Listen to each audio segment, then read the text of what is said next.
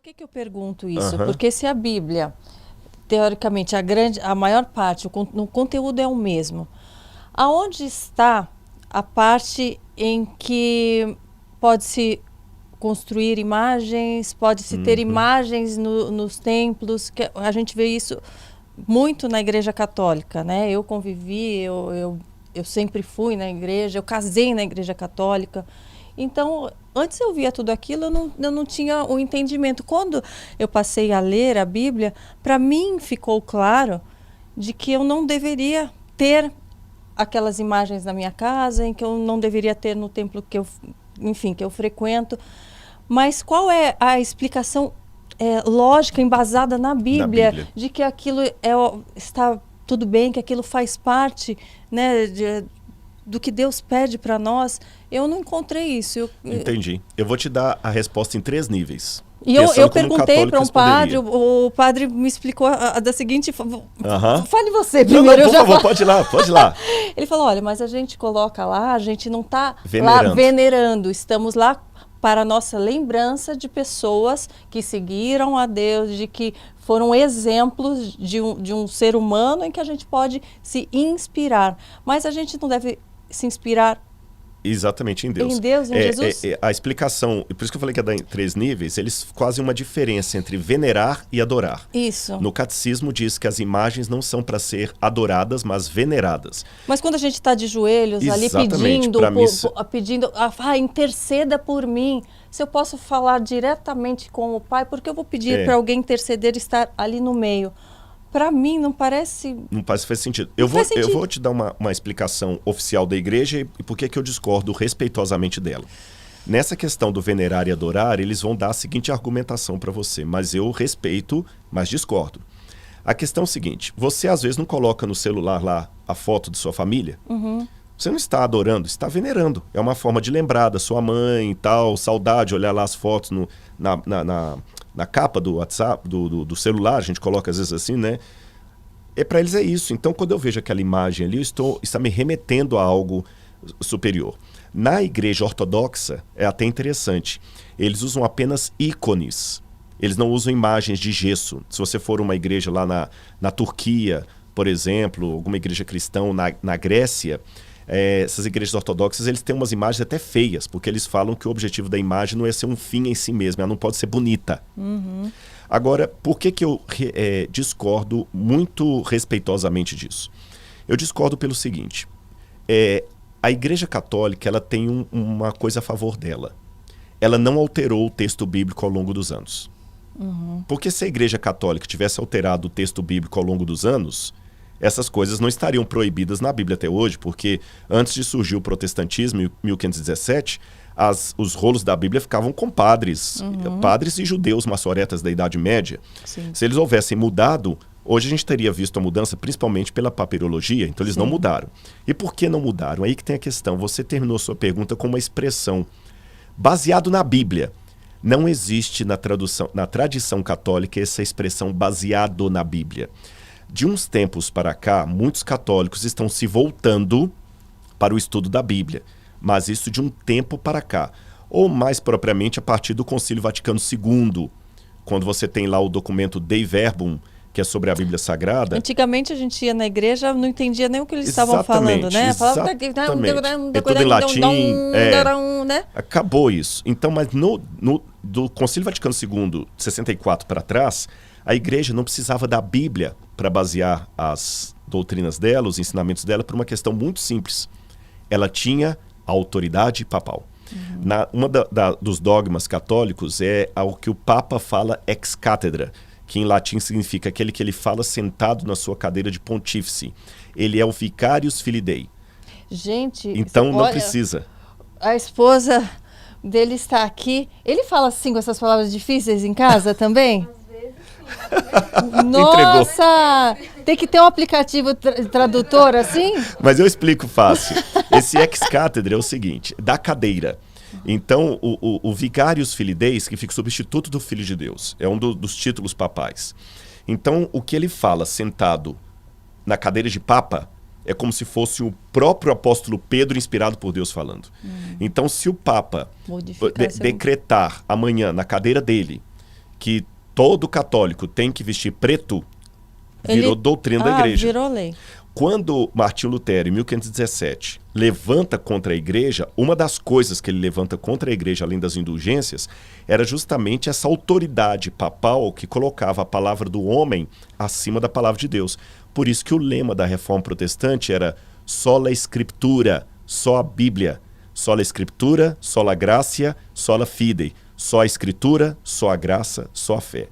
E, curiosamente falando, isso estava profetizado que aconteceria na Bíblia. Então eu vou mostrar na Bíblia para você por que tem imagem de escultura na Igreja Católica, mesmo a Bíblia Católica proibindo isso. Sim. Aqui, E alguém até já me falou, mas depois tem uma parte que fala em que no templo haviam imagens de anjos. Isso é então verdade. pode ter de anjos, não pode ter de santos, então acaba entrando em Isso é verdade, só né? que tem uma questão. Lá por isso que eu falo, se for para ilustração, tudo bem. Eu não teria problema de ter uma Bíblia ilustrada. Aqueles anjos que estavam ali no tabernáculo, fundidos de ouro e desenhados também nas paredes, eram para ilustrar o que queria dizer. Jamais um sacerdote se ajoelharia diante daqueles anjos. Sim. Nem a Arca da Aliança, que era o símbolo da presença de Deus, podia ser adorada. Tanto é que Deus colocou a arca dentro do santuário e no lugar santíssimo. E o único que podia entrar diante da arca, onde tinha esses anjos, era o sumo sacerdote uma vez por ano. Então o povo não ficava vendo esses anjos. Sim. E o dia que o povo cometeu a besteira de querer fazer uma procissão com aquela arca para levá-la como um amuleto para vencer os filisteus, encostou lá. Eles perderam a guerra, a arca foi roubada e foi um vexame, porque Deus mostrou, não é essa a função. Não era. Agora, olha que interessante. A Bíblia fala no livro de Daniel. O livro de Daniel foi escrito no 6º século antes de Cristo. E o livro de Daniel, ele trazia profecias do que ia acontecer com o povo de Deus em todas as épocas até o fim dos tempos. E no livro de Daniel, capítulo 7, ele fala de 4 animais que representavam 4 grandes impérios que haveria sobre o mundo. Isso foi se cumprindo ao pé da letra. O primeiro animal representava a Babilônia, o segundo a Medopérsia, o terceiro a Grécia e o quarto representava o Império Romano. E Daniel coloca que em determinado momento do Império Romano, desse quarto animal, esse Império Romano se juntaria com o povo de Deus, mas para macular o povo de Deus e perseguir os fiéis do povo de Deus. E o Apocalipse dá mais detalhes disso, e o apóstolo Paulo também, quando fala de uma grande apostasia que viria antes da volta de Jesus. Apostasia é uma palavra grega que significa desvio da fé, quebra da aliança. A gente pode falar da aliança, quebra da aliança. E uma das coisas que Daniel diz que esse animal faria seria o seguinte, Daniel capítulo 7, versículo 25. Diz assim na sua versão. Viu? Então vocês perguntaram, Bíblia católica, Bíblia de crente, e tem a Bíblia da Karina Bach aqui também. Eu tenho certeza que um monte de gente vai querer qual a Bíblia que você usa para comprar uma igual, viu? Aqui diz assim, o verso 25, falando desse monstro simbólico, né, que era Roma, junto com o cristianismo. Ele falará contra o Altíssimo, oprimirá os seus santos e tentará mudar os tempos e as leis. Curioso que a palavra leis que aparece aqui no livro de Daniel não é lei no sentido secular da palavra. É a lei de Deus. Divina. É a mesma palavra que aparece no capítulo 6, quando os inimigos de Daniel falam o seguinte, eu tenho certeza que ele não fará nada contra o rei, a menos que seja uma coisa que esteja escrito na lei do seu Deus. É a mesma palavra. Então, esse poder cuidaria em mudar os tempos e a lei. Os tempos, a palavra idam em hebraico significa calendários. Tanto é que na tradução católica está assim, e cuidará em mudar os calendários e a lei. Roma, na sua forma pagã e na sua forma papal, mudou os calendários e a lei de Deus. Quer ver? É porque essa questão de Roma também é algo que ficou na minha cabeça. Eu vi tanto, né? A gente vê na história como foram perseguidos os cristãos, queimados, tarará, aquela loucura em Roma.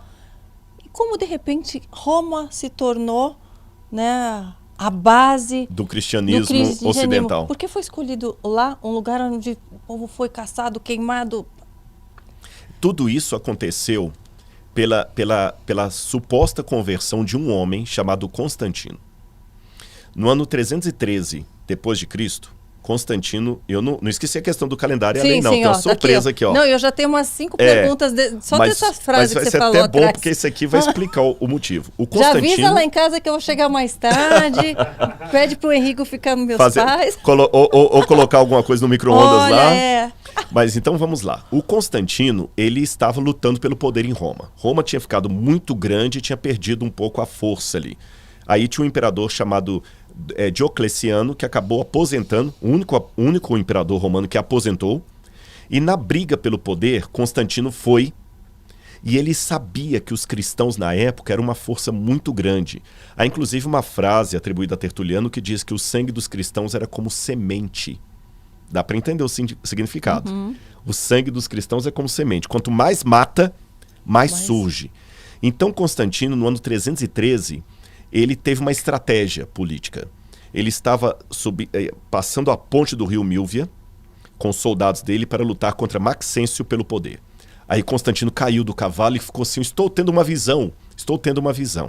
Nesta época, o Império Romano adorava muito, principalmente o exército, adoravam o deus Mitras, que é o deus Sol. E todo o exército ficou assim, ele teve uma visão de Mitras, o Sol apareceu para ele. E ele falou com os soldados, Mitras vai nos dar o poder, o Deus Sol. Só que, de maneira muito engenhosa, Constantino disse que Jesus apareceu para ele no Sol. E que Jesus é o próprio Mitras. E que ele viu no Sol, vai de novo uma palavrazinha difícil, ele viu uma frase em latim que dizia assim, in hoc signo vinces, traduzindo, sobre esse símbolo vencerás. E ele viu uma cruz no Sol. Então ele fez uma simbiose, uma mistura, um sincretismo entre cristianismo e mitraísmo.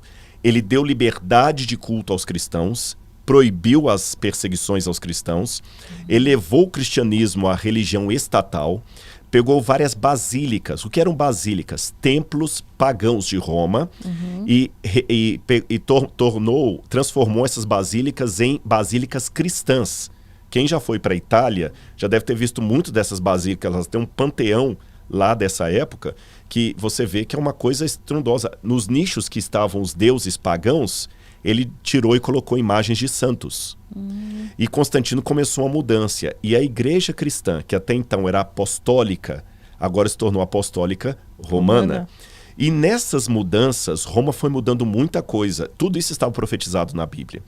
Veja, enquanto os cristãos eram perseguidos, massacrados, eles morriam... Mas profetizado não de uma forma de que isso seria bom. Não. Profetizado no sentido de infelizmente isso vai acontecer. Vão distorcer o que está aqui. Como no Antigo Testamento foi profetizado que o Messias seria traído por um dos seus. E infelizmente aconteceu quando Judas o traiu. Não que Deus desejou, Karina, é que Deus, assim, ele assistiu o filme antes.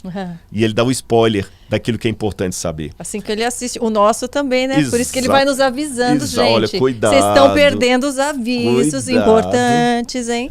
E aí, nessas mudanças que a igreja fez, aí foi, depois de Constantino veio um monte de mudanças. Uma delas foi o calendário. O calendário foi mudado já na época de Júlio César, Roma. Depois ele foi mudado na época do Papa Gregório. A gente fala do calendário juliano, calendário gregoriano. E nessas mudanças que Roma fez, tanto em sua fase imperial quanto em sua fase cristã, a gente percebe alguma coisa. Nós estamos em que mês agora? Novembro. Novembro lembra que número? 9. Mas é o mês 11. É. Outubro lembra que número? 8. Mas é o mês 10. Dezembro lembra que número? 10. Mas é o mês 12. Quem mudou tudo isso? Roma. Mudou os calendários. E mudaria também a lei de Deus. Eu convido todo mundo que está em casa a fazer um exercício. No Google você acha isso. Procure em qualquer Bíblia, seja de editora católica, ortodoxa ou protestante, Êxodo capítulo 20, os 10 mandamentos. E leia como os 10 mandamentos estão em qualquer Bíblia, em português, espanhol, alemão, inglês, não interessa. Depois que você ler os 10 mandamentos como estão na Bíblia, procure o catecismo e veja como os 10 mandamentos estão no catecismo. No catecismo está assim: amar a Deus sobre todas as coisas, não tomar o seu santo nome em vão, guardar domingos e festas, honrar pai e mãe, não pecar contra a castidade. Mudaram os mandamentos. O mandamento das imagens sumiu. Sim. O mandamento de não terás outros deuses diante de mim sumiu.